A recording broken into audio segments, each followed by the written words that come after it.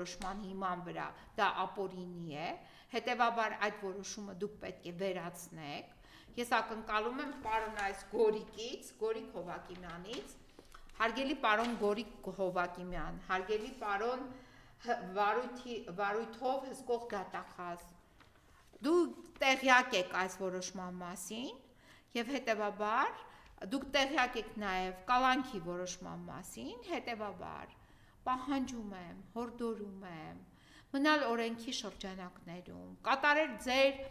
պետաիշխանական լիազորություններն ու պարտականությունները, անմիջապես վերացնել պարոն Վարդան Ղուկասյանի նկատմամբ ընտրված խափանման միջոց կալանավորումը,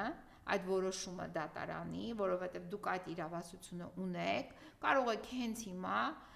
որոշում կայացնել եւ ազատ արձակել պարոն Վարդան Ղուկասյանին։